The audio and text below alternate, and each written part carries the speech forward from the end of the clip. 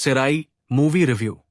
विक्रम प्रभु के कॉप ने एक साफ सुथरी दिलचस्प थ्रिलर ड्रामा बनाई है। सिराई के एक सीन में विक्रम प्रभु, फोटो क्रेडिट, स्पेशल अरेंजमेंट। आपको क्या लगता है कि एस्कॉर्ट ड्यूटी पर तैनात एक कॉप का क्या होता है अगर उसकी देखरेख में मौजूद कोई दोषी कोर्ट या जेल जाते समय भाग जाए? कोई सजा, है ना? विक्रम प्रभु की लेटेस्ट फिल्म सिराई शुरू होने के कुछ ही मिनटों में आपको आईपीसी सेक्शन 129 के बारे में सही बताया जाता है, जिसमें कहा गया है कि उस कॉप को 3 साल तक की जेल हो सकती है। और बस इसी तरह ये डिटेल दर्शकों के दिमाग में एक टिक टिक करते टाइम बम की तरह बैठ जाती है। इसके बाद एक साफ सुथरी सस्पेंस थ्रिलर के लिए एक शानदार सेटअप है, और एक एस्कॉर्ट कॉप की जिंदगी के बारे में आपको जितनी ज्यादा डिटेल्स मिलेंगी, उससे आपको याद आना चाहिए कि ये फिल्म तमीज ने लिखी है, जो कॉप से राइटर डायरेक्टर बनी और विक्रम प्रभु की बेहतरीन कॉप ड्रामा तानाकरण के लिए सबसे ज्यादा जानी जाती है। 2022 की उस फिल्म की तरह तमीज एक बार फिर एक तानाशाही सिस्टम की गहरी झलक दिखाती है, जो आपको पूरी तरह निगलने की धमकी देता है।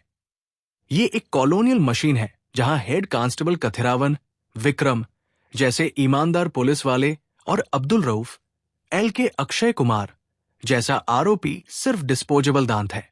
साल 2003 है। एक खुशनुमा मोन्टाज गाना कथिरावन की जिंदगी की झलक दिखाता है, जिसमें उनकी पत्नी, साथी पुलिस वाले मरियम, आनंद थम्बीराजा और उनके बच्चे हैं। काम में टेंशन है। वो एक एस्कॉर्ट पुलिस वाला है जो एक एनकाउंटर की इन्वेस्टिगेशन का सामना कर रहा है। किस्मत में लिखा था वो अपनी बीमार मां की देखभाल के लिए एक साथी को देने के लिए एक मर्डर के आरोपी अब्दुल को वेल्लोर जेल से शिवगंगा कोर्ट तक ले जाने के लिए मान जाता है। जब से हम उससे मिलते हैं, अब्दुल घबराया हुआ दिखता है, भागने के मौकों की तलाश में रहता है, और उसे कथिरावन के साथ काम करने वाले 2 कांस्टेबलों की गार्ड में गैप की वजह से काफी गैप मिलते हैं। क्या अब्दुल भागने में कामयाब होगा? सबसे पहले वो क्यों भागना चाहता है और उसने किसे मारा कि जेल पहुंच गया? क्या कथिरावन को पुलिस के गुस्से का सामना करना पड़ेगा? ये वो सवाल है जिनका जवाब सिराई 2 घंटे के लंबे रन टाइम में देती है। ऐसी सस्पेंस थ्रिलर के लिए सही माहौल में सिराई आपका ध्यान आसानी से खींच लेती है। ये एक बिना तामझाम वाली कहानी है जो अपने बैकग्राउंड के एलिमेंट्स का सबसे अच्छा इस्तेमाल करती है, और जो बात सच में हैरान करती है वो है इसका मकसद। इतने कम स्ट्रक्चर के बावजूद राइटर तमीज और डायरेक्टर सुरेश राजकुमारी को धार्मिक कट्टरता के खिलाफ तीखे बयान देने के कई मौके मिलते हैं। कथिरावन और पुलिस की तरह अब्दुल की तलाश दर्शकों को आईना दिखाने लगती है और सवाल करती है कि हम भी कुछ लोगों के बारे में कैसे जल्दबाजी में नतीजे पर पहुंच जाते हैं।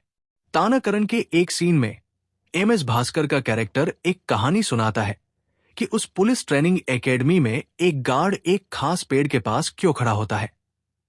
तमीज उस माइक्रोवर्स के जरिए सिस्टम के बारे में बहुत कुछ बताती है।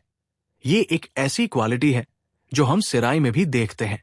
नाम हमारी जैसी इस दुनिया में एक सोशल आइडेंटिटी कार्ड बन जाते हैं, जिससे पता चलता है कि बांटने वाली ताकतों द्वारा पवित्रता से खड़ी की गई सोशल सीढ़ी पर कौन कहां है। इस मामले में यहां के एक किरदार और नीरज घाईवान की होमबाउंड के एक किरदार के बीच एक जैसी बात न करना मुश्किल है। सिराई का सबसे दमदार हिस्सा एक भरी हुई राइफल के इर्द गिर्द घूमते हुए सीटी बजाने लायक सीन से शुरू होता है और एक तमिल ईलम शहीद को सलाम के साथ खत्म होता है। इस सीन में एक्टिंग टॉप नॉच है और सुरेश इनमें से कई सीन में शानदार स्टेजिंग के लिए क्रेडिट के हकदार है। हालांकि इस सीन के बाद दुनिया में डूबना कम हो जाता है जब हम अनिश्मा अनिल कुमार के किरदार कलियारसी को फॉलो करना जारी रखते हैं। बेहतर होगा कि आप उसके बारे में कोई डिटेल न जानें। एक खास विलेन काफी मजाकिया हो जाता है और फिल्म हल्के मेलोड्रामा की ओर बढ़ने लगती है, लेकिन कम रन टाइम की वजह से ये सीन ज्यादा देर तक टिकते नहीं हैं। इसके अलावा घटनाओं के एक हैरान करने वाले मोड़ में सिराई फिल्म के आखिरी हिस्से में एक और तुरुप का पत्ता निकालती है। तमीज हमारे समय के सामाजिक ताने बाने में एक चतुराई भरी काटछांट करती है। एक बंटे हुए देश में मुसलमानों की दुर्दशा और कई संवैधानिक अधिकारों में रुकावट डालने वाले गहरे भेदभाव के बारे में बात करती है। सेक्युलरिज्म के संवैधानिक सिद्धांत को बनाए रखने वाले एक फ्रेम से लेकर साबुन की टिकिया की हल्की सी याद तक, बहुत कुछ ऐसा है जो आपको मुस्कुराने पर मजबूर कर देता है। कहानी में एक क्लाइमेक्स बदलाव जरूर चर्चा का विषय बन जाएगा। इसने मुझे इस साल की एक और तमिल फिल्म मायाकूथु की कही बात याद दिलाई। काल्पनिक किरदार, अच्छे हों या बुरे, अपनी कहानी के न्याय के हकदार हैं, क्योंकि वे असल जिंदगी के किरदारों की झलक होते हैं। और एक बनाने वाला जो भगवान का रोल निभाता है, उसे जिम्मेदारी से इन रचनाओं को उनकी कहानी का न्याय देना चाहिए, खासकर तब जब ऐसा लगता है कि हमारी असलियत का बनाने वाला ऐसी कोई मेहरबानी करने में काबिल नहीं है। सेराई न केवल अपने किरदारों को ये कहानी का न्याय देती है, बल्कि फिल्म देखने के अनुभव से समझौता किए बिना इसे असरदार तरीके से करती है। विक्रम प्रभु को उनकी परफॉर्मेंस में चमकते देखना भी अच्छा लगा। लव मैरिज और अब सेराई के साथ एक्टर एक शानदार वापसी का संकेत दे रहे हैं।